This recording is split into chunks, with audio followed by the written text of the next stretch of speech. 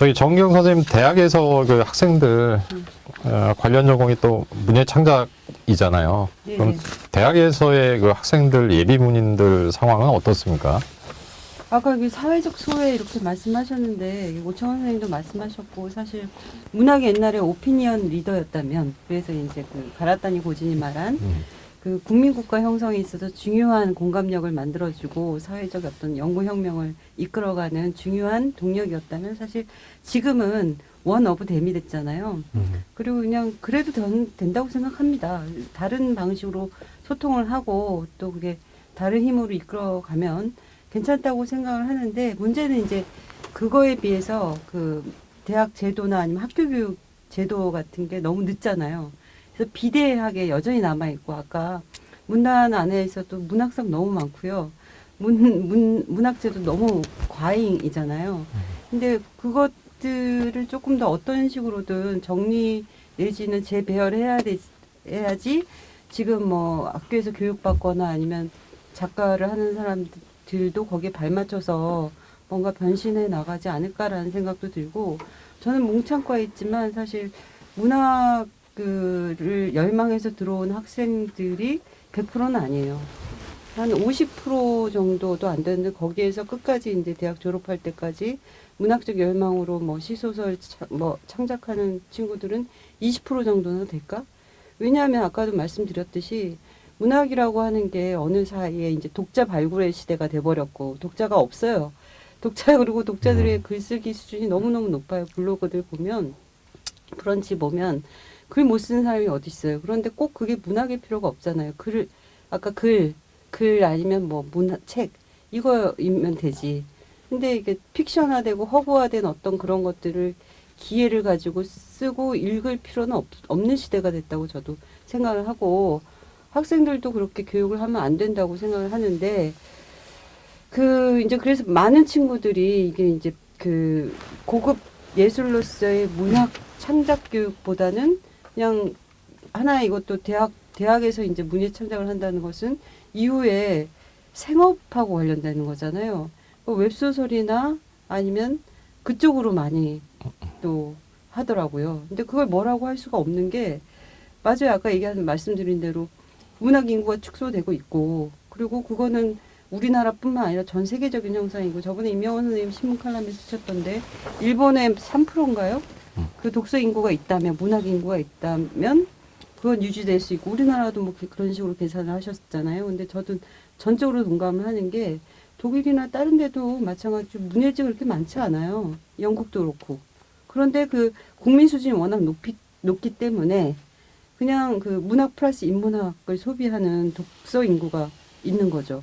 근데 그 정도의 몇 프로의 인구들이 그걸 유지해 간다면 수준을 유지해 간다면 그걸로 충분하다고 생각하고 그리고 그 문창과는 아니면 문학 예술에서 배출된 사람들이 약간 좀 아방가르드하게 좀 더 그 바꿔야 된다고 생각해요. 그러니까 유미주의로 이렇게 들어가는 게 아니고 예? 고립이나 이렇게 되는 게 아니고 조금 더 확산시키고 사회를 더 미화하고 약간 이게 뭐 혁명이면 혁명인데 그런 방식으로 조금 더 해야 되지 않을까. 저도 몇가지 좀 첨언하면 사실 근본적으로는 사실 공감하거든요. 선생님 말씀에. 사실 그게 문학 생태계죠. 어떻게 보면 이제 아까 오창원 선생님도 말씀하셨지만 뭐 70년대, 80년대 어떤 산업화와 민주화 시대에 문학이 했던 특별한 역할 같은 것들 말하자면 민주주의의 어떤 지적 무기로서 작동했던 90년대는 제가 보기에는 아마 이제 그 형식의 민주주의라고 하는 게 달성된 이후에 한국의 어떤 문화적 다양성을 좀 포용하고 받아들이는 시기였다고 생각을 합니다. 그때 가지고 있었던 문학의 특별함이 있었을 거라고 생각을 해요. 그리고 지금 아마도 그런 역할이 이제 좀 다른 다양한 장르들과 공존하게 되고 나누게 되었을 때 문학의 몫이라든가 뭐 우리가 이른바 지분이라고 하는 것이 줄어드는 건 어쩔 수 없는 것이고 어떻게 보면 과거에 비례할 정도로 문학이 가지고 있었던 영역이 컸던 것이 지금 어떻게 보면 좀 조심스러운 말이긴 하지만 정상화 이런 것일 수도 있다고 생각을 합니다. 근데 여기에는 어떤 조건들도 분명히 있어야 된다고 생각을 해요. 즉 문학이 그렇게 과대하게 클 필요 없다. 문학의 지분이라고 하는 건 사실은 3%뭐 그 정도도 저는 충분할 수 있다고 생각을 하는데 사실 그 아까 이제 뭐 도서관 얘기도 좀 나왔고 하는데 저는 좀 약간 반대 방향으로 생각을 하고 있거든요. 오늘 정책에 대한 얘기가 나왔으니까 만약에 정책 지원이 있다면 저는 뭐 작가에 대한 지원이라든가 다 좋은데 오히려 접근성이라든가 이른바 향유권에 대한 지원은 더 이루어져야 된다고 생각을 해요. 가령 뭐 외국 같은 경우에는 우리 같이 이렇게 책을 개인들이 사서 보는 경우는 많지가 않거든요. 오히려 이제 아니 아무데나 가서 도서관 가면 다 빌려볼 수 있고 그런데 내가 왜 개인적으로 따로 사야 돼? 개인에게 오히려 그 우리가 책을 작가들 책을 썼을 때 이게 내 책이 얼마나 팔렸을까 이걸로 내가 호구가 될까 이런 것은 독자에게 맡기면 안 되는 문제라고 생각을 하거든요. 거꾸로 이제 정책적 지원이 있어야 된다면 그런 부분들이 있어야 되고 관련돼서 도서관이라고 하는 것이 지금 굉장히 많죠. 저도 집 근처에 이제 도서관이 많이 생겨가지고 좋아는 하는데 가보면 너무 멋있어요. 근데 일단은 정말로 이게 정말 과시용으로 지은 도서관이구나 하는 생각이 딱 듭니다. 왜냐하면 차지선 선생님이 필요로 한 책은 없죠. 그렇죠. 그리고 아니 뭐 근데 저는 전문 연구자니까 저는 그렇다고 생각을 해요.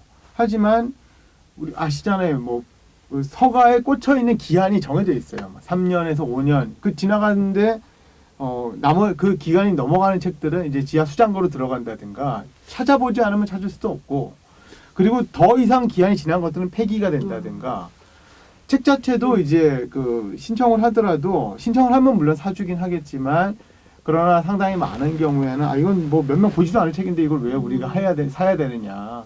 말하자면 수요성에서 이제 떨어지는 것들은 이제 또 구매가 안 되는 것이지요. 그랬을 때 우리가 이제 생각하는 다소가 이제 좀 걱정스러운 아까 처음 얘기 나왔던 말하자면 이제 많이 사람들이 빌려보기 때문에 그만큼 이제 좋은 인식을 이룰 수 있는 도서관에 그런 부분들이 그런 책들만 들어가게 된다면 우리가 생각하는 다양성이라고 하는 생태계의 다양성이라고 하는 것은 좀 생각해 보기가 좀 어렵지 않을까 하는 생각도 분명히 있습니다. 그런 의미에서 저는 접근성이라든가 사용권은 더 좀 확장돼야 될 필요가 있다고 생각을 해요. 이제는 그냥 뭐 보여주기식 특히 아시다시피 도서관은 이게 표하고 연결되는 거잖아요. 그러다 보니까 삐까뻔쩍하게 정말 멋진 도서관들은 많이 지으면 뭐 그걸로 된다고 생각할지 모르겠지만 그 도서관이 과연 진짜로 우리가 한 사회의 지적 인식을 높이는데 얼마나 기여할 것인가. 뭐 그런 것도 이제 많이 줄었다고 생각하지만 뭐 시험 기간에 애들 들어가서 공부할 수 있는 독서실 용도로 도서관을 만든다든가 이런 것들도 많이 좀 이젠 지양돼야 될 거라고 생각을 합니다. 그것 때문에 정작 난 도서관 가서 책을 보고 싶다라고 하는 사람들에겐 큰 기회가 열리지 않은 것도 있거든요. 다른 한편으로 이게 진짜 제가 또 하고 싶은 말씀 중에 하나인데 우리가 이제 그 문학이라고 하는 것이 분명히 뭐 우리 사회의 주도적인 뭐 장르라든가 이렇게 될 수도 없고 될 필요도 없다는데 굉장히 공감하거든요. 저도 그래야 된다고 생각합니다. 근데 이게 이제 우리가 교육 현장에서도 그렇고 일반 독자들과 만나서 이야기할 때 가장 많이 나오는 것 중에 하나가 문학 죽으면 죽는 거지 뭐. 맞다고 생각을 해요. 그럼 왜 해요? 글 쓰고 있는 사람들이 그 굉장히 모욕적인 얘기 아닐까요? 그런 것들은. 글 읽는 사람들에게도 당신은 지금 별 필요 없는 짓을 하고 있습니다가 될 수도 있다고 생각을 해요. 그리고 이제 무엇보다도 우리가 가령 작가들에 대한 지원에서도 여기 다들 힘이 많이 들어가시잖아요. 그랬을 때 요구사항이랑도 상당히 배치가 돼요. 필요 없는 짓을 지금 돈 주고 하라고 하는 것이 되고 있으니까.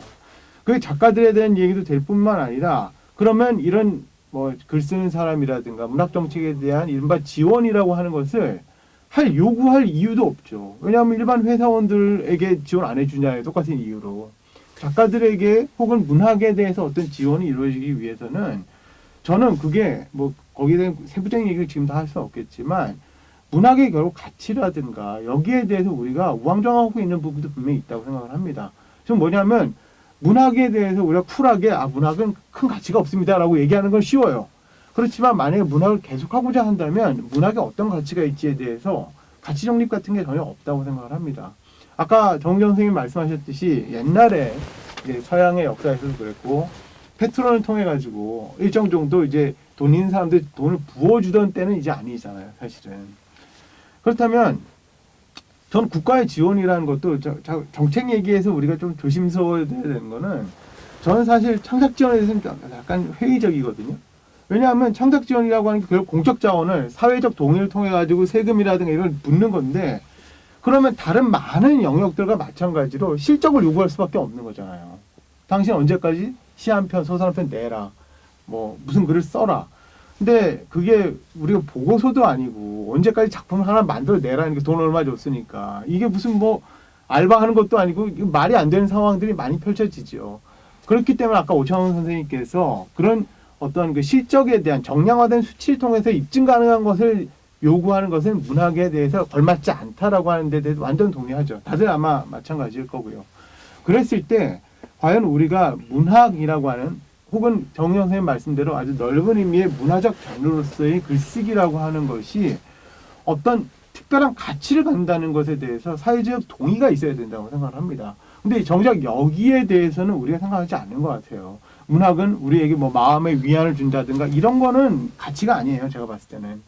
조금 더 이제 사실은 문학이 약간 위안이나 이런 게 아니고 장유진 같은 작가는 요새 많이 읽히잖아요. 뭐 달까지 가자 뭐 뿐만 아니라 일의 기쁨과 슬픔이라든가. 근데 사실 그거는 그러니까 드라마나 영화가 못하는 영역이거든요.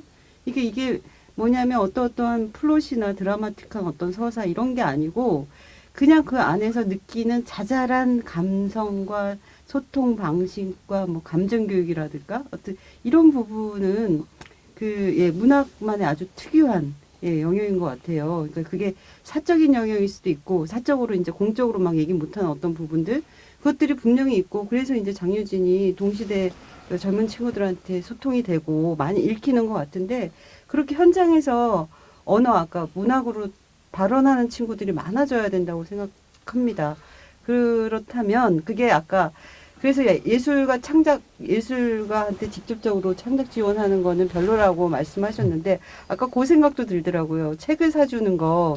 그게 뭐 지금도 문학 나눔이나 그런 게 있지만 조금 더 많은 작은 도서관들이 많아져서 아까 시한 얘기는 저도 몰랐는데 끊임없이 이제 어떤 중요한 좋은 책들은 정말 많이 사줘서 그게 이제 거꾸로 이제 그럼 예술가 지원이 되는 거죠.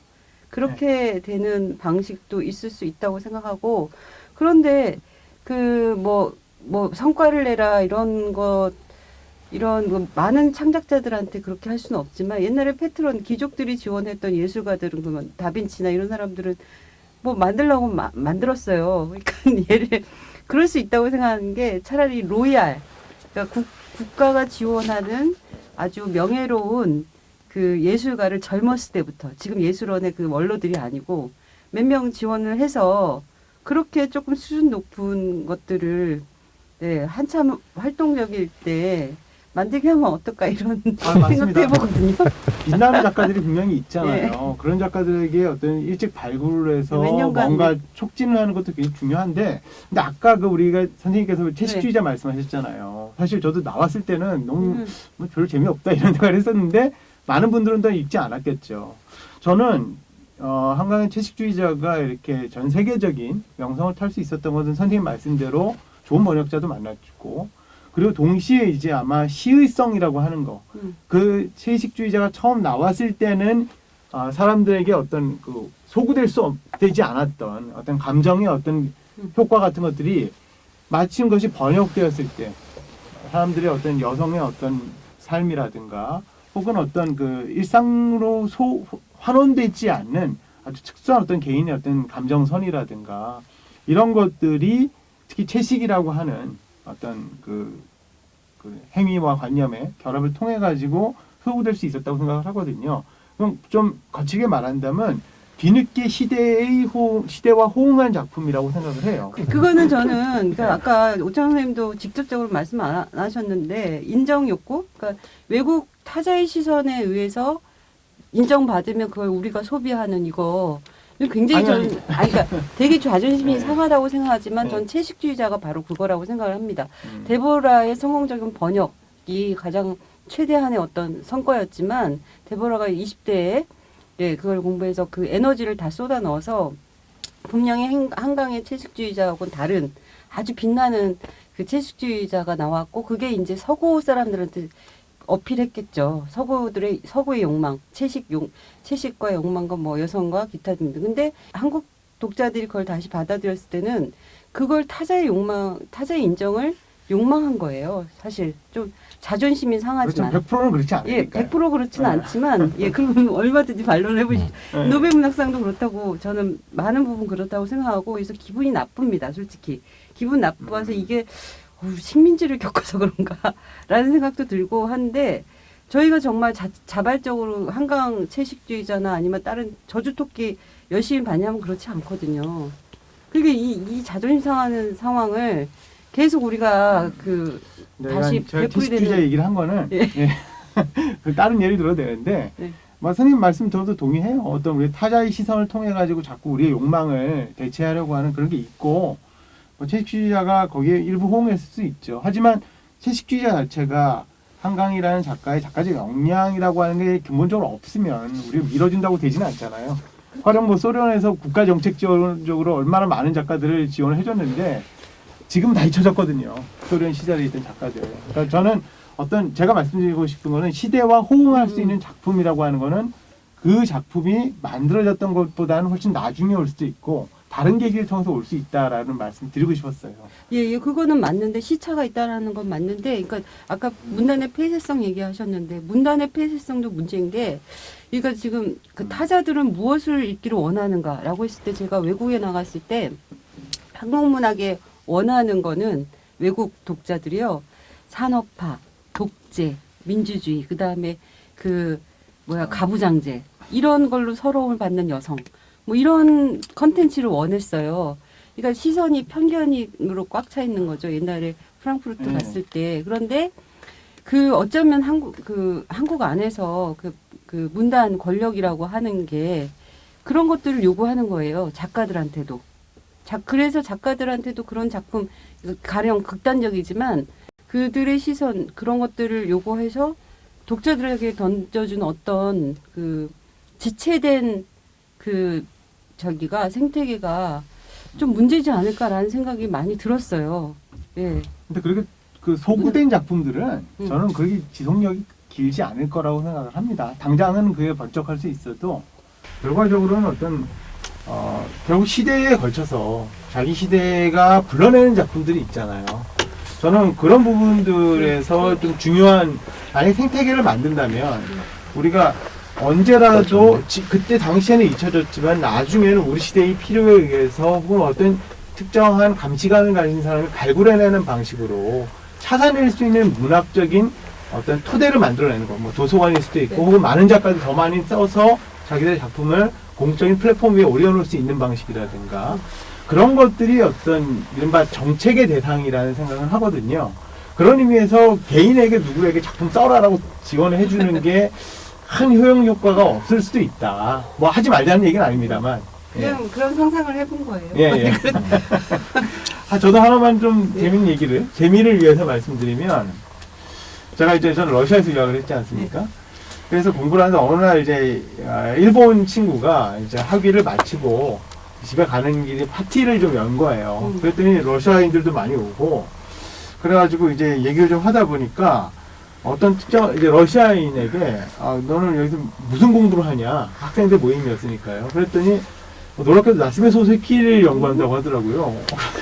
아니 뭐 한국 사람이 나도 잘 모르는데 어떤 계기냐 했는데 소세키의 어떤 작품을 내가 번역된 거를 러시아말로 읽었는데 너무 감명이 있어서 그때부터 좀 찾아보기 시작했고 일본어도 공부하기 시작했다.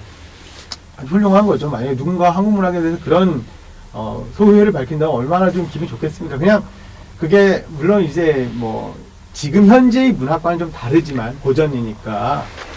근데 어떤 또 다른 친구 한국어를 배우고 있는 친구를 그 자리에서 만나서 얘기를 하는데 너는 뭐 어떤 계기로 한국어를 공부하고 뭐 하고 싶냐 했는데 한국의 유명한 S라든가 L 기업에 가서 취직을 하고 싶다라고 얘기를 하더라고요.